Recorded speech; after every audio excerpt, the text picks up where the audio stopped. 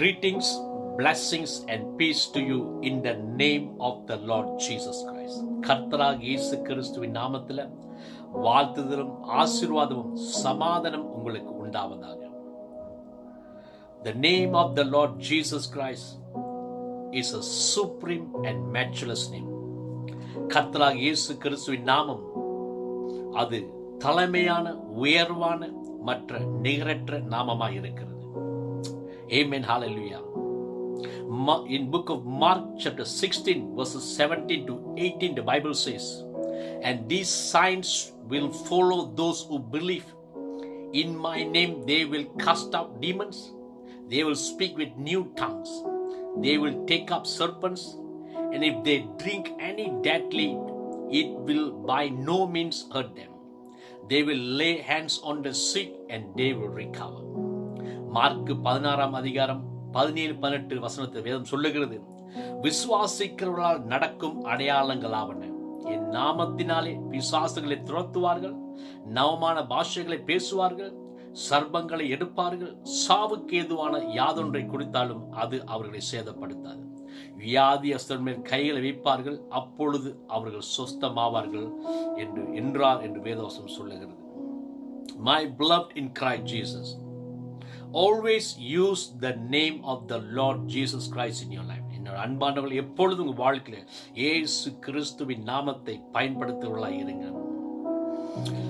There are two things that we have to observe in this opening verse. அதாவது நம்ம வாசித்த இந்த வேத பகுதியில் இரண்டு காரியத்தை நம்ம அறிந்து கொள்ளக்கூடிய ஒரு விஷயமா இருக்கிறது. The first thing is the fact that the Lord Jesus Christ gave us authority over demons. முதலாவது காரியம் என்னவென்றால், கர்த்தராகிய இயேசு கிறிஸ்து பிசாசுகள் மேல் நமக்கு அதிகாரத்தை கொடுத்திருக்கிறார். Now the question is, what is authority? இப்பொழுது கேள்வி என்னவென்றால், அதிகாரம் என்றால் என்ன? Authority is a delegated power. Authority is the right to command and be obeyed, or the ability to command and enforce obedience. அதிகாரம் என்பது அது வழங்கப்பட்ட வல்லமையா இருக்கிறது. அதிகாரம் என்பது அது கட்டளையை பிறப்பிக்கக்கூடிய உரிமையும், கட்டளை பிறப்பித்து மற்றவர்களை கீழ்ப்படிய ஒரு காரியத்தை கீழ்ப்படி செய்கிறதா இருக்கிறது. அல்லது அதிகாரம் என்பது கட்டளை கொடுக்கக்கூடிய ஆற்றலா இருக்கிறது. மற்றும் அதிகாரம் என்பது கீழ்ப்படிதலை செயல்படுத்துகிற ஒரு காரியமா இருக்கிறது.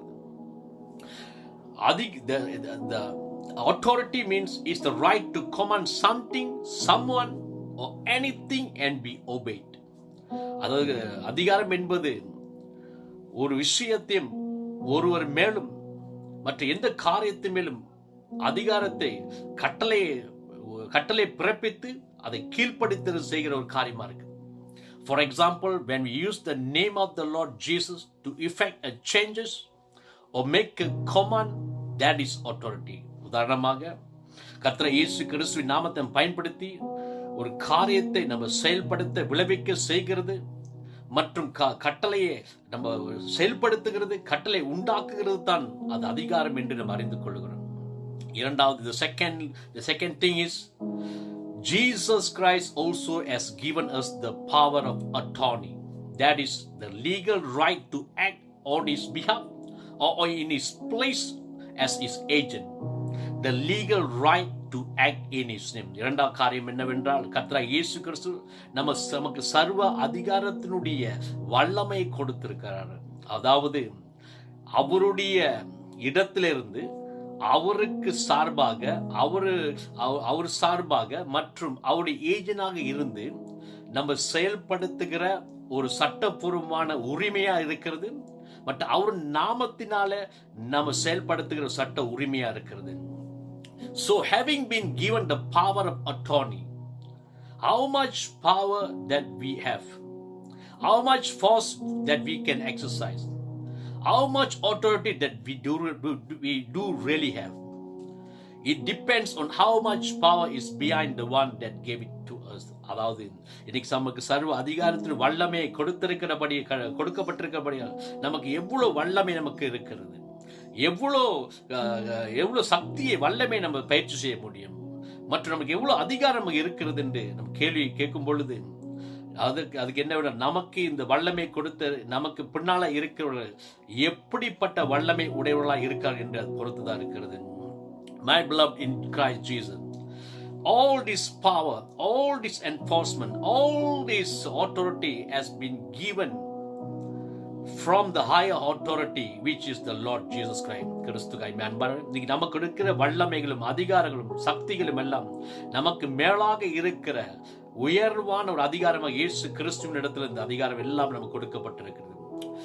In book of Matthew chapter 28 verses 18 to 19, the Bible says the Lord Jesus Christ said that all authority has been given to me in heaven and on earth.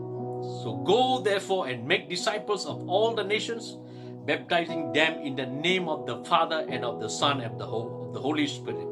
மத்திய 28 அதிகாரம் 18 பார்க்கும்போது இயேசு சொல்லுகிறார், வானத்திலும் பூமியிலும் சகல அதிகாரம் எனக்கு கொடுக்கப்பட்டிருக்கிறது. ஆகையால் நீங்கள் புறப்பட்டு போய் சகல ஜாதிகளின் சிஷ்யராக்கி பிதா குமாரன் பரிசுத்த ஆவி நாமத்தில் ஞானஸ்நானம் கொடுங்கள் என்று வசனம் சொல்லி இருக்கிற பிரகாரம்.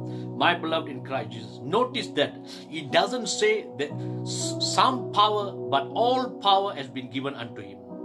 Also observe that he didn't say that all power is given unto him to exercise in only some places.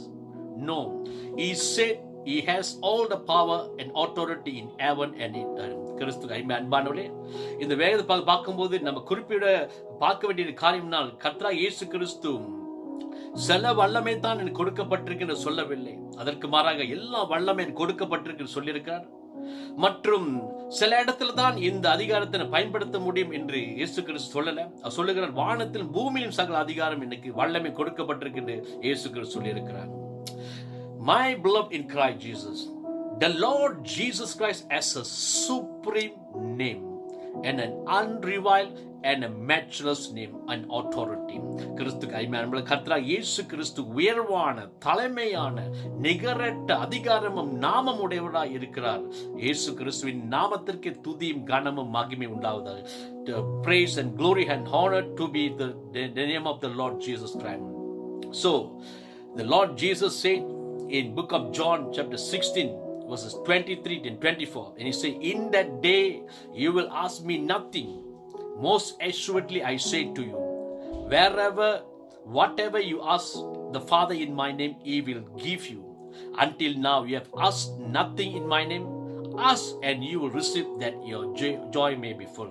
கர்த்தர் சொல்லுகிறார் யோவான் 16 அதிகாரம் 23-24, அந்த நாளில் நீங்கள் என் இடத்தில் ஒன்றும் கேட்க மாட்டீர்கள், மெய்யாக நான் உங்களுக்கு சொல்லுகிறேன், நீங்கள் நாமத்தில் இதை பிதாவினிடத்தில் கேட்டுக்கொள்வது எதுவோ அதை அவர் உங்களுக்கு கொடுக்கத்தக்கதாக அவர் உங்களுக்கு தருவார். இதுவரைக்கும் நீங்கள் நாமத்தினாலே ஒன்றும் கேட்கவில்லை, கேளுங்கள், அப்பொழுது சந்தோஷம் நிறைவா இருக்கும்படிக்கு பெற்றுக்கொள்வீர்கள் என்று வசனம் சொல்லியிருக்க பிரகாரமா. My beloved, Jesus Christ has gave his own authority and power, which is supreme and matchless, for us to use the name and function in this world.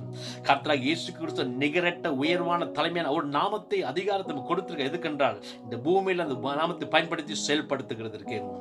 So when you and me issue commands to Satan, his demons and elements of this world in his name, they will surely hear and obey, because we function in Christ's superior authority and dominion. ஆகையால் நம்ம வாழ்க்கையில, உங்க வாழ்க்கை, எனக்கு வாழ்க்கையில பிசாசையும் சாத்தானையும் பிசாசுகளையும் உலகத்தின் கூறுகளின் மேல கட்டளையிடும் பொழுது அது நிச்சயமாய் கீழ்ப்படிந்து கூடியதா இருக்கிறது. ஏனென்றால் நாம் கிறிஸ்துவினுடைய உயர்வான நிகரற்ற வல்லமையில ஆதிக்கத்திலும் அதிகாரத்திலும் நாம் செயல்பட்டுக் கொண்டிருக்கோம். So the name of the Lord Jesus Christ is a supreme and it's a matchless name. கர்த்தர் இயேசு கிறிஸ்துவின் நாமம் அது உயர்வான நிகரற்ற நாமம். கர்த்தர் உங்களை ஆசீர்வதிப்பார். May God bless you. Amen. Amen.